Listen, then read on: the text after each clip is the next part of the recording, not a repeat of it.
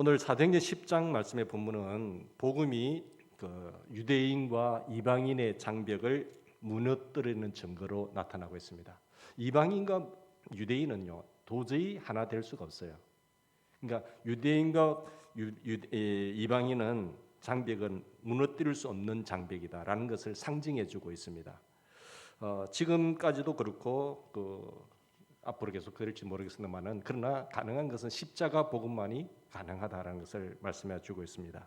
오늘 본문에 보면 로마의 백부장 이방인이죠. 고넬료라고 하는 사람이 그 가정에 예수님을 믿고 성령이 임하는 역사가 나타납니다. 베드로도 깜짝 놀랐죠.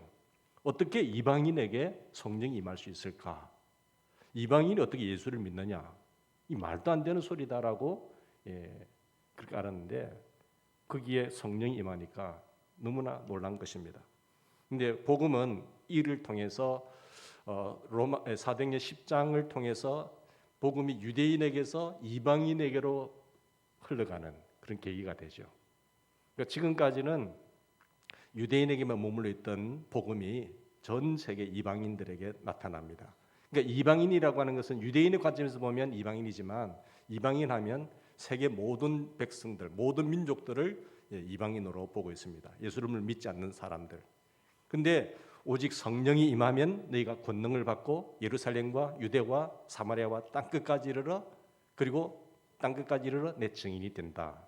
그러니까 하나님의 계획은 모든 세계의 모든 민족이 다 하나님의 백성이 되는 것을 원하고 계세요. 하나님의 세계 복음화의 계획.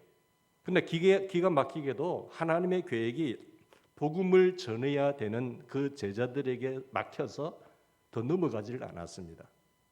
실제로 복음이 땅끝까지 나아가려면은 엄청난 장벽이 있었는데 그 장벽을 뛰어넘어야 되거든요. 그래야 하나님의 복음이 흘러가서 모든 생명 다 한 사람이라도 더 구원해서 하나님의 백성으로 세워져야 되는데 그렇게 못했어요. 그것은 예수님의 제자들 안에 있는 그 이방인들에 대한 편견 때문에 복음이 흘러가지를 못했습니다. 이방인들은 구원을 받을 수 없지. 이방인들은 절대로 하나님께 사랑하는 사람이 아니야. 저들은 죄인이야. 우리는 선민이지만 저들은 하나님 택하지 않았어. 그런 어떤 편견 때문에 아예 복음을 전하려고 하는 생각도 가지고 있지 않았습니다. 누가요? 예수님의 제자들인 베드로뿐만 아니라 다른 제자들까지도 그런 편견을 가졌기 때문에 아예 복음이 전거되지 않았죠. 이것이 사도행전 10장에서 완전히 깨어집니다. 유대인에게 머물러 있던 복음이 모든 족속에게까지 이방인에게까지 전해져서 이방인이 고넬료의 가정이 성령 받았네, 구원 받았네 할 정도로 회복되어지는 것을 보게 되죠. 베드로가 고넬료의 집에 가기까지 상당한 갈등이 있었습니다. 근데 얼마나 힘들었는가 하면 그 오늘 본문의 내용에 나타나는데요. 베드로가 욥바에서 기도하는 중에 하늘에서 그릇에 보자기 사이에서 내려오는 광경을 환상을 보았어요. 그 가운데 짐승들이 있고 기는 것들이 있는데 그런 짐승들은 어떤 부정한 것을 상징하거든요. 근데 그것이 내려오면서 베드로 보고 하는 말씀이 주의 사자가 그것을 잡아 먹으라 이렇게 말씀하신 거예요. 근데 베드로는 그게 부정한 것이니까 저는 잡아 먹을 수 없습니다. 주여 그럴 수 없나이다. 주여라고 하면서도 주여라고 하는 것은 주인이 시키는 거 아닙니까? 종들에게. 근데 주인님 하면서도 주인이 시키는 것을 그럴 수 없나이다. 속되고 깨끗지 아니한 물건을 제가 언제든지 먹지 아니하였사옵나이다. 그 음성이 하나님의 음성인 줄 알았어요. 하나님의 음성인 줄 알았는데 율법에 사로잡혀 있던 그 베드로가 그럴 수 없습니다라고 하는 항변하는 내용이 나와 있죠. 근데 사람의 생각과 그 고집과 편견이 얼마나 완고하다는 것을 여기서 보여주고 있죠. 내가 가지고 있는 생각, 그것은 하나님이라도 안 된다는 거예요. 내가 가지고 있는 편견, 그 선입관, 이것은 안 된다는 것이죠. 근데 두 번째 소리가 났어요. 하늘에서 또 들렸습니다. 하나님께서 깨끗하게 하신 것을 네가 속되다고 하지 말라.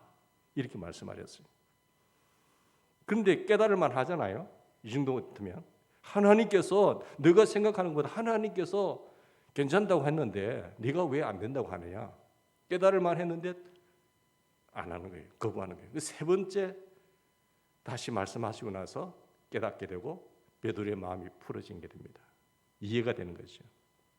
여러분, 베드로가 도대체 이것이 무슨 일인가 하고 했을 때 사람들이 찾아왔는데 그때 이 환상을 보고 고넬료의 집에서 보낸 종들이 와서 당신을 우리 선생님께서 우리 집에 초청하기를 원합니다.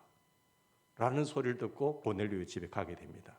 고넬료의 집에 가서 복음을 전하고 거기에 성령이 임하는 광경을 보게 되죠. 만약에 하나님께서 환상을 통해서 베드로에게 하나님의 뜻을 보여주지 않았다고 한다면 베드로는 안 갔을 거예요. 내가 왜 그들에게 가야 됩니까? 아예 생각을 하지 않았다니까요. 그러니까 이 편견 때문에 지내온 지금까지 내가 바라봤던 그 선입견 때문에 아예 하나님의 지시라고 하더라도 안 했던 거예요. 근데 여기에서 세 번씩이나 하나님께서 말씀하신 결과 깨달아서 그게 움직였다는 것이죠. 이방인들에게 복음이 전해질 것이라고는 베드로가 상상도 안 했어요. 제자들마저도 이방인들에게는 복음을 전할 수 없습니다라고 하는 생각들이 있죠. 그러니까 이방인들이 성령을 받으리라고는 생각 더더욱 안 한 거예요. 그런데 그 말씀에 순종해서 가서 복음을 전하니까 성령이 고넬료의 가정에 임하게 되었다라는 것입니다. 하나님이 이렇게 베드로에게 분명한 사인을 주지 않았다고 한다면 어떻게 가능했을까요? 성경은 말하기를 고넬료는 어떤 분이에요? 10장 1절 이하에 보면은 하나님의 눈에 든 사람입니다. 그의 삶을 세 가지로 특징짓고 있는데 그는 그 백부장이었어요. 근데 이방인 백부장인데 로마의 백부장이었으면서 하나님을 잘 경유하는 자였고, 그리고 하나님을 경유한다는 것은 사람들에게, 가난한 사람들에게 구제하는 사람이었죠. 다른 유대인들, 자기 종살이하고 있는 유대인들을 구제해 사준 사람이에요. 많이 도와준 사람이죠. 뿐만 아니라 이는 늘 하나님께 기도하는 사람이었어요. 그러니까 경외한다는 것은 이웃을 위해는 사랑을 베풀고 도와주고 하나님을 향하여 늘 교통하는 기도가 있는 사람이 하나님을 경외하는 사람입니다. 근데 베드로에게는 고넬료는 눈밖에 난 사람이었죠. 하나님은 이 고넬료가 정말 하나님을 잘 경외하고 구제도 하고 기도도 하는 사람이었다고 인정했지만, 하나님은 눈여겨보는 사람이, 사랑하는 사람이지만 베드로는 전혀 아닌 것이에요. 왜? 이방인이라는 하나 이유 때문에. 당신은 이방인이야. 완전히 그것으로 잘라버렸습니다. 고넬료의 그 모든 아름다운 일들과 신앙은 아무것도 아니게 얘기했죠. 그러니까 베드로가 그에게 관심 가질 이유도 없고 하나님이 그에게 관심 둘 까닭도 없다고 생각했던 거예요. 그 편견이 여러분 얼마나 무서운지 아시겠죠? 자기가 쓰고 있는 그 안경, 노란색이면 모든 것을 다 노랗게 본 거예요. 빨간색의 안경을 끼고 있으면 모든 세상을 다 빨갛게만 보는 거예요. 그 편견 때문에 꼼짝을 하지 않는 거죠. 사도 베드로가 이렇게 편견을 가질 수 있단 말이죠. 그런데 오늘 본문에 보면 베드로도 그런 편견을 가졌다고 증가하고 있습니다. 34절 보십시다.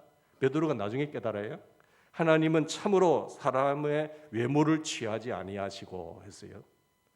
각 나라 중에 하나님을 경외하여 의를 행하는 사람은 다 하나님이 받으시는 사람이에요. 유대인들 택함받은 사람이지만 너희들은 하나님의 의로 행하지 않고 하나님을 경외하지도 아니한 너희들보다 차라리 이방인이면서 하나님을 경외하고 하나님의 의를 행하는 사람이 하나님이 받으시는 사람이다라고 말하고 있는 거예요. 그렇습니다. 세계 복음화를 향한 하나님의 이 엄청난 계획, 마지막 이 일을 이루기 위하여, 그제야 끝이 오게 되는데 이 일을 이루기 위하여 의외의 장애물이 있었습니다. 그 장애물이 무엇이죠? 그것은 제자들의 편견 때문이었어요. 하나님은 유대인만을 사랑하신다. 이방인은 구원받을 수 없다. 이방인 너희들은 무조건 죄인이야. 더러운 사람들이야. 이 편견 때문에 아예 복음을 전하지 않는 거예요. 이런 생각으로는 어떻게 세계 복음화의 모든 족속에게 복음을 전할 수가 있겠습니까?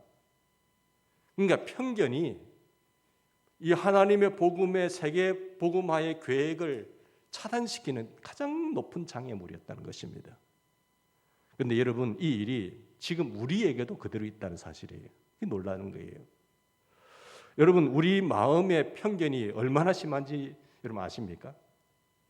예수를 믿고도 우리 마음의 편견이 얼마나 큰지. 사실 우리를 향한 하나님의 계획은 엄청납니다. 우리를 통해서 놀라운 일을 하기를 계획하고 계세요. 예수님이 우리 안에 오셨잖아요.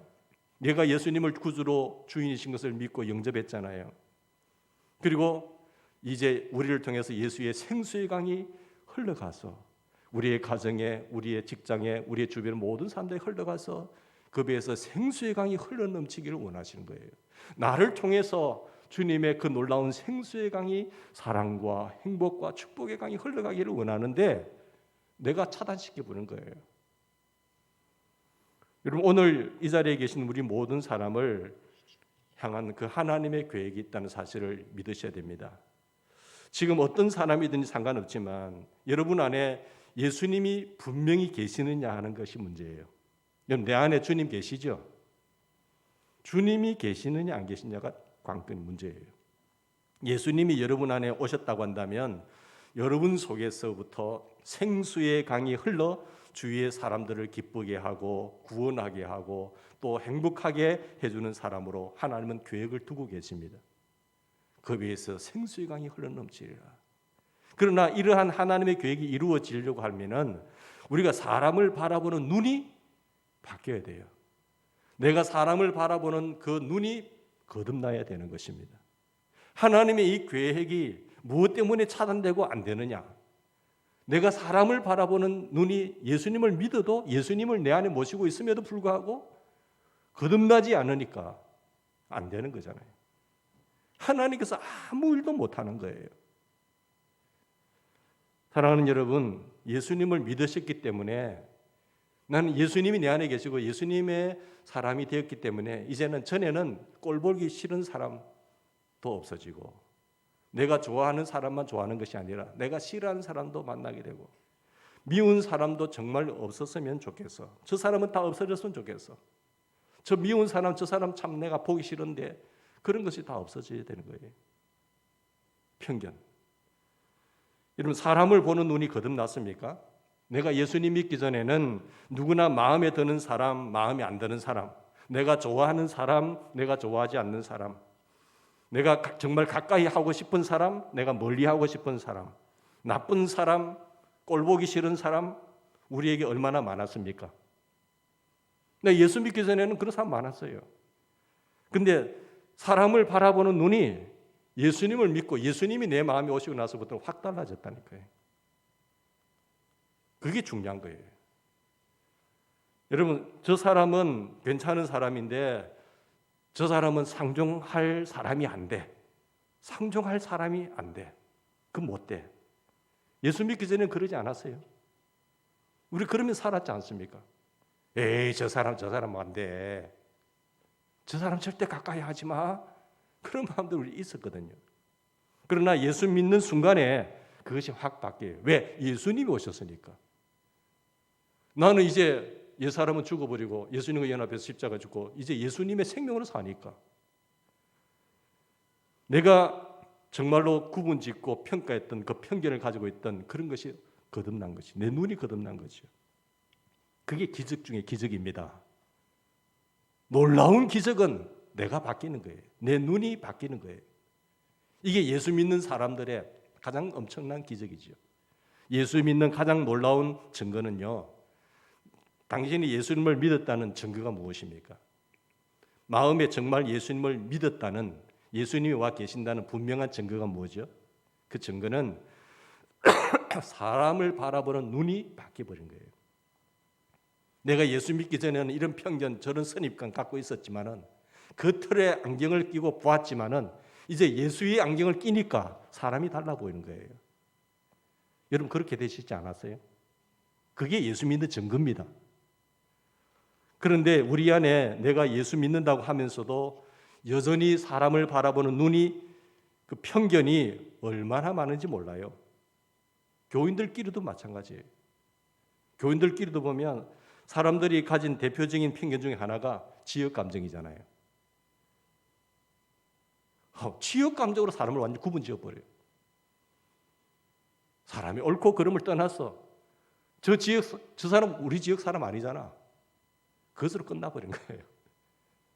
그리고 출신 학교에 따라서 그게 뭐라고? 지역 출신 학교에 따라 어떤 사람은 교단에 따라서 이 편견이 얼마나 완고하게 자리 잡고 있는지 모릅니다. 심지어 교인들끼리도 그렇다니까요. 우리가 다 예수 믿는다고 하면서도요, 우리 안에 말도 안 되는 편견이 하나님이 절대로 그런 것을 가르친 적도 없어요. 성경에 그렇게 나와 있는 것도 아니에요. 그런데 그것이 나도 모르게 답습이 되어서 탁 자리 잡고 있는 것이죠. 우리가 가지고 있는 선입관 때문에, 고집 때문에 그 편견을 가지고 사람을 구분하고 단정짓고 갈라버린 겁니다. 하나님이 주시는 눈으로 바라보지 않고 편견을 가지고 보는 것이에요. 자기 생각이에요. 하나님의 관점이 전혀 아니에요. 하나님의 시각이 아닌, 하나님의 관점이 아닌 내 편견, 내 선입관, 내가 단정지어서 사람을 구분짓는 거죠. 교회 안에도 얼마나 그것이 뿌리가 깊은지 모릅니다. 다른 건 볼 필요 없어요. 그것으로 딱 결정지어버리죠. 우리의 편견 중에 하나는요, 사람을 외모로 판단한다는 것입니다. 성도 여러분, 여러분은 정말 예수 그리스도 안에서 사람을 바라보는 눈이 거듭났는지 한번 물어봅시다. 내가 예수 믿고 이제 예수님이 내 안에 오셔서 완전 사람을 바라보는 눈이 바뀌었는가? 아니면 여전히 예수 믿기 전에 그 눈 가지고 살아가고 있는가? 온갖 선입관, 지식, 그런 판단들이 있지 않습니까? 그러나 편견 중에 가장 무서운 편견이 무슨 편견일까요? 유대인이 이방인을 죄인 취급하는 것처럼 우리도 자기 자신과 먼 사람, 자기와 다른 사람은 죄인으로 보는 것이에요. 많은 그리스도인들이 술, 담배, 음란, 방탕, 자살, 이것은 큰 죄로 여기지 않습니까? 그러나 이보다 더 큰 죄가 있어요. 무슨 죄일까요? 이런 사람은 나쁜 사람이죠, 사실은. 그러나 이런 행동을 하는 것을 보고 정죄하고 판단하는 그 죄가 더 무서운 죄입니다. 그런 사람들을 술, 담배하고 음란하고 방탕하고 하는 사람들을요, 정죄하고 판단하고 경멸하고 무시하고 조롱하는 죄가 더 크다는 것이라는 말이죠. 성경은요. 그러니까 하나님이 가장 경고하신 것을 우리는 짓고 있는 것이죠. 이것을 예수님께서 뭐라고 비유했는가 하면은 사람 눈에 들보와 티를 비유하고 있는 거예요. 다른 사람이 잘못하니까 잘못했다고 보는 것이지요, 사실은. 술, 담배가 괜찮다고는 할 수 없습니다. 그렇지만 음란 방탕한 일이 어찌 그냥 용납될 수가 있겠습니까? 예수 믿는다고 하면서도 자살하는 것이 용납이 되는 것은 아니지요. 그러나 그런 사람을 내가 판단하고 정죄하는 그 마음은 그보다 더 훨씬 더 큰 죄라는 사실을 우리는 강조하고 있다는 겁니다. 그 점을 분명히 알아야 됩니다. 도대체 무엇이 더 심각한 죄냐 하는 것을 우리는 깨닫지 못하고 있다는 것이죠. 유명한 부흥사 빌리 그레이엄 목사님이 부흥 집회를 마치고 나오는데 사람들이 몰려와서 이야기하기요. 목사님, 우리 지도자 가운데 술, 담배 하는 사람이 있는데 술 취해서 덕이 되지 않습니다. 이 사람 어떻게 할까요? 성경에 있는 것처럼 징계해야 되지 않습니까? 라고 말하니까 빌리 그레이엄 목사님이 에베소서 5장 18절 말씀처럼 그렇죠. 술 취하지 말라고 했으니까 덕이 안 되네요. 당연히 권고했음에도 불구하고 듣지 아니하면 징계를 해야 되겠네요. 그러나 그 뒤에 이어서 나오는 말씀이 오직 성령의 충만함을 받으라고 했는데 당신은 성령 충만 받았습니까? 성령 충만 받지 못한 사람들도 똑같이 정죄하고 징계해야 되죠. 라고 말했다는 것 아니겠습니까? 술 마시는 것이 하나님 기뻐하신 일은 아닙니다. 너무 좋아하지는 마십시오. 그렇지만 그렇다고 해서 내가 정말 성령 충만해서 사랑을 전하고 사랑이 충만하고 내 속에서 생수의 강이 흘러 넘쳐가는 것을 없다고 한다면 그것이 더 큰 죄라는 사실이에요. 성경은 똑같이 말하고 있는 거잖아요. 서로 죄를 따질 것이면 정확하게 따지라는 사실이에요. 우리가 어떤 사람을 판단하는 것은 무엇 때문이죠? 나는 괜찮은데 저 사람은 나쁘다는 생각이 깔려 있는 거예요. 나는 좋은 사람인데 저 사람은 나쁜 사람이야. 이것이 얼마나 잘못된 것인지 모릅니다. 자기도 욕심이 있으면서요, 남이 욕심을 부리면 비난합니다. 자기도 거짓을 품고 살면서 누가 거짓말을 하면 경멸합니다. 자기도 이기적이면서 이기적인 사람을 보면 정죄합니다. 이기주의자라고 경멸해요. 이것이 우리라는 사실이에요. 그가 정말 예수를 믿었다고 한다면, 예수로 사는 사람이라고 한다면 그렇게 될 수 있습니까? 없어요. 예수님을 만난다고 한다면, 예수님을 만나면요, 우리 자신이 얼마나 큰 죄인인가를 깨닫고 회개하는 사람이잖아요. 아, 나 지옥 갈 사람인데 나를 이렇게 용서하시고 하나님의 자녀 삼아주시니 감사하는 거잖아요. 여러분 자신이 우리가 전적으로 타락했다는 교리 중에 하나, 인간의 전적인 타락을 여러분 믿으시지요? 사람은요, 우리가 얼마나 타락했는지를 정확하게 보여주겠습니다. 내가 하는 것은 다 죄고, 내가 하는 모든 일은 예수님이 내 안에 들어오지 않고 예수님이 생명으로 살지 않으면 우리는 지옥 갈 사람이에요. 우리는 정말 악질 중에 악질입니다. 제가 죄인인 것은 사실이지만 어떤 사람이 이러면 목사님 제가 죄를 짓기는 짓지만요 악질은 아닌데요 하는 사람이 있어요. 그 정도 악한 사람은 아닙니다. 죄를 짓지만. 근데 여러분 어느 정도 악질인가 하는 것은요 십자가가 말해줘요. 십자가가 너는 정말 악질인 사람이야 라는 것을 말해줘요. 내가 내 죄가 얼마나 큰가 하면요 징역형이 아니라 나는 사형 선고를 받은 사람이에요. 믿습니까? 예수님이 사형당할 사람이 아닌데 우리를 위해서 내 죄 때문에 사형당했잖아요. 내 죄는요 10년형이 아니라 20년형으로 끝나는 것이 아니라 사형 선고를 받은 사람입니다. 그리고 지옥 갈 사람이에요. 얼마나 악질이면 사형 선고인데 그 사형 선고 가운데서도 가장 고통스러운 십자가형을 받는 사람입니까? 예수님은 죄가 없는 분이잖아요. 내 죄 때문에 그랬어요. 내 죄가 저만한 형벌을 받았다고 한다면 악질 중에 악질이잖아요. 십자가가 내가 얼마나 악질인가를 보여주는 증거입니다. 여러분 때문에 예수님은 죽으셔야 했고 예수님이 죽어서 보배 같은 피를 흘려주셨기 때문에 비로소 우리가 지옥 가야 할 자가 천국 갈 수 있는 겁니다. 이 은혜로 사는 거예요. 그러므로 우리의 눈이 보혈로 씻음을 받아야 합니다. 십자가로 처리가 돼야 돼요. 예수를 믿으면서도 여전히 선입관을 갖고 편견을 가지고 사람을 정죄하고 판단하고 단정 짓는 거죠. 나는 착한데 당신은 아니잖아. 예수님은요 우리를 위해서 십자가에 죽으셨습니다. 우리는 예수님을 십자가에 죽인 장본인들입니다.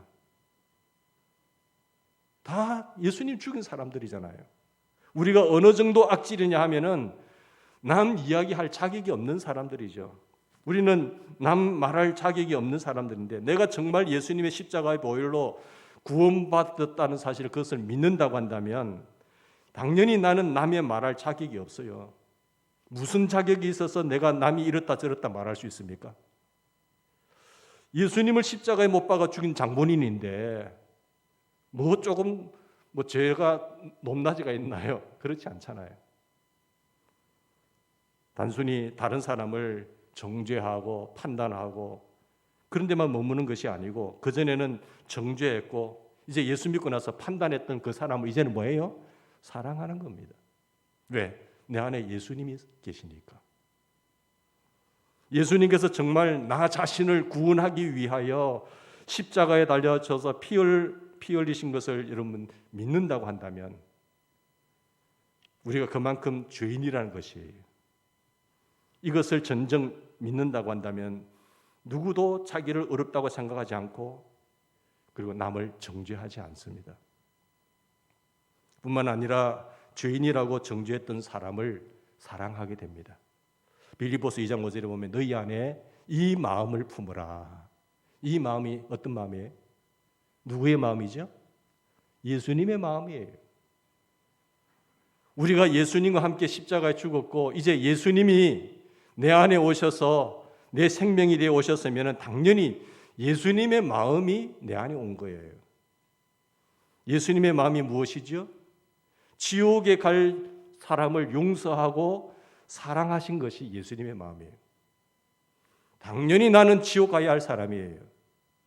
그런데 나를 지옥 보내지 않고 대신 이 악질 같은 사람을 당신이 대신 용서하면서 피를 흘리셨고 사랑한 그 마음이에요. 예수님의 마음을 품으면 용서 못할 사람, 사랑하지 못할 사람이 어디 있습니까? 그게 예수 믿는 증거입니다. 여러분, 사실 하나님께서 베드로에게 한 번도 아니고요 3번이나 같은 말씀을 하셨습니다. 하나님께서 깨끗하게 하신 것을 네가 속되다고 하지 말라. 3번씩이나 말하니까 그때서 깨달았어요. 이 말은 우리에게 하나님이 사랑하는 사람을 네가 미워하지 말라. 나도 저 사람을 위해서 십자가를 위해 죽었어. 내가 사랑하는 사람을 네가 왜 미워하니? 하나님이 사랑하는 자를 네가 판단하지 말라는 그 말 아니겠어요? 내가 사랑하는 사람을 너는 무시하지 말라는 거예요. 오늘 이 시간에 우리의 눈에 안 드는 사람도 있을 것이에요. 내 눈에 안 맞는 사람, 내 눈에 안 드는 사람, 정말 문제라고 생각되는 사람, 그 사람하고는 도무지 같이 할 수 없다라고 하는 사람들이 있을 겁니다. 그런 생각을 가진 사람이 항아에도 하나님 말씀하세요. 내가 사랑하는 자니 너가 판단하지 마. 내가 사랑하는 자니 너는 그를 무시하지 마. 내가 사랑하는 자니까 네가 그를 미워하지 마라. 오늘 성령님께서 그렇게 분명하게 말씀하신 거예요. 예수님께서 마태복음 25장에 심각한 말씀을 하셨습니다. 우리 잘 아는 말씀이죠. 예수님께서 영광 중에 모든 천사와 함께 다시 오실 때에 한쪽에는 오른편에 갈 사람이 있고 왼편에 갈 사람이 있는데 양과 염소로 비유하셨어요.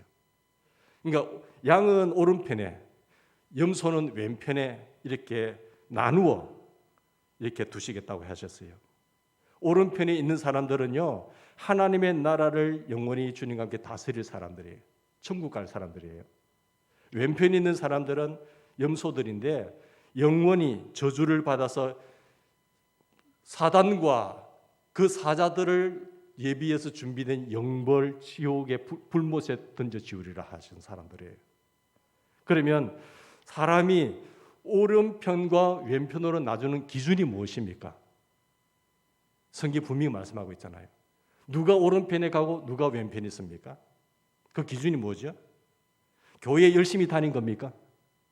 아니에요. 형제 중에 지극히 작은 자 하나에게 줄일 때에 먹을 것을 주었고 목마를 때에 마시게 하였고 나그네 되었을 때에 영접하였고 헐벗었을 때에 병들었을 때에 옥에 갇혔을 때에 돌아본 사람들이에요. 예수님께서는 오른편에 있는 사람들에게 양들을 지칭했는데 말씀하셨어요. 내가 진실로 너에게 이르노니 너희가 여기 작은 자에게 한 것이 곧 내게 한 것이니라. 이런 귀한 분들 있잖아요. 그 사람이 진짜 예수 믿는 사람이에요. 왼편에 있는 사람에게 말씀하셨어요. 내가 진실로 너에게 이르노니 이 지극히 작은 자 하나에게 하지 아니한 것이 곧 내게 하지 아니하는 것이라. 선지자를 사랑하여 선지자를 지지하면 선지자의 상을 받을 것이고 이 지극히 작은 자 하나라도 내가 아끼는 그 사람을 그들에게 한 것이 곧 내게 한 것이라. 심판의 기준이 무엇이죠? 사람 보는 눈이 거듭났느냐 아니느냐에 따라서 오른편 왼편으로 갈라지는 겁니다. 그죠? 지극히 작은 자 그들이 누구지요? 헐벗고 병들고 옥에 갇히고 무시당하고 그런 사람들. 그 사람이 예수님처럼 보이느냐 안 보이냐는 거예요. 편견을 가지면요, 선입견 가지면 그 사람들은 아주 못한 사람들이에요. 근데 내 눈이 거듭나면 그 사람이 예수님처럼 보이는 거예요.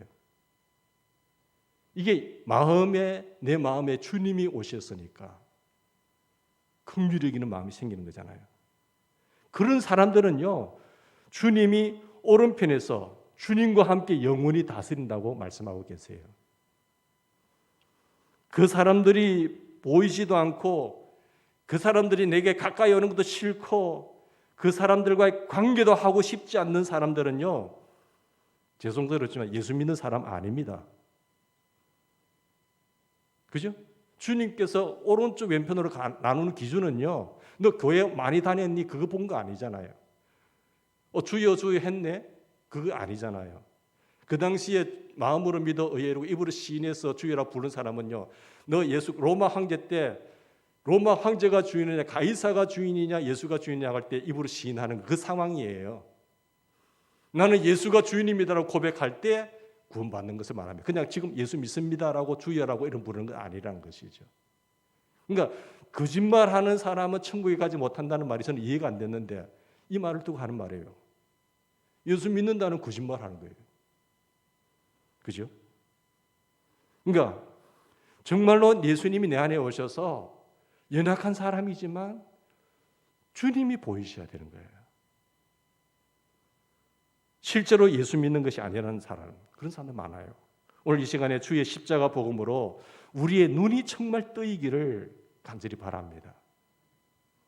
예수님을 모시고 사는 축복이 도대체 무엇입니까? 예수님 이제 내 안에 오셔서 천국을 누리는 삶이 무엇입니까? 예수님께서 내 마음에 오신 거잖아요. 천국은 여기 있다 저기 있다는 것이 아니라 예수님이 내 마음에 오시면 그것이 천국이에요.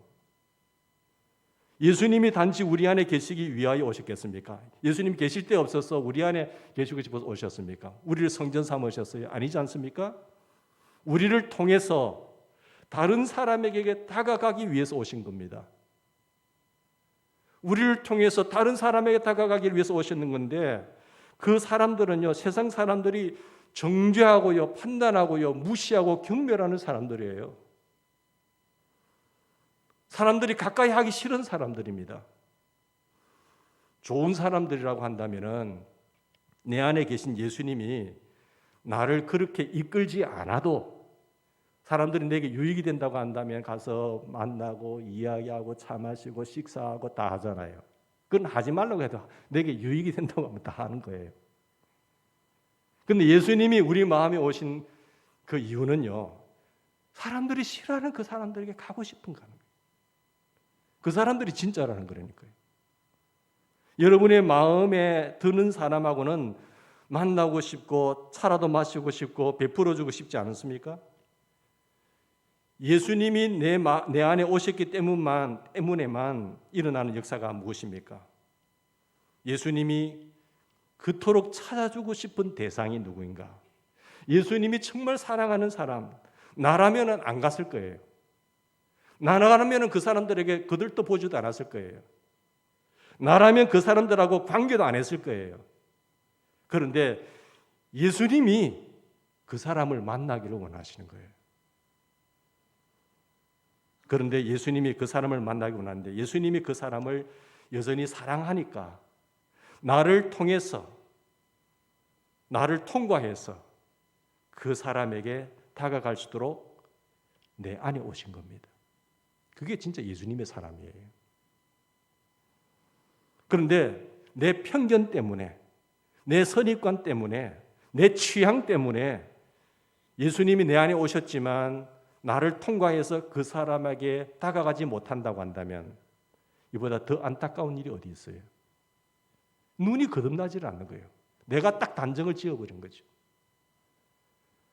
우리의 문제는요, 예수님께서 우리를 통과해서 다른 사람에게로 다가갈 수 있느냐 하는 겁니다.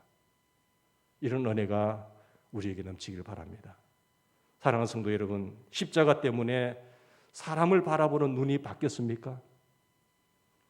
십자가의 능력, 성령의 역사가 우리의 가정과 우리 교회와 세상을 변화시키려면 먼저 우리에게 사람을 바라보는 눈이 바뀌어야 됩니다. 그 빨간색의 안경을 끼고 있으면 세상이 전부 빨간색으로 보이는 거예요. 이 편견이 서니까 이 두 마리의 개가 죽어지고 십자가로 사는, 예수의 생명으로 사는 그 놀라운 은혜가 우리 가운데 넘치기를 바랍니다. 고린도후서 10장 5절의 말씀처럼 모든 생각을 사로잡아 그리스도에게 복종하여야 한다. 우리 사순절 기간에 주님을 바라보면서 십자가를 깊이 묵상하면서 정말 내가 거듭난 사람인가를 한번 생각하면서 주님 안에서 다시 승리하는 우리의 삶이 되기를 바랍니다. 우리 같이 기도하십시다.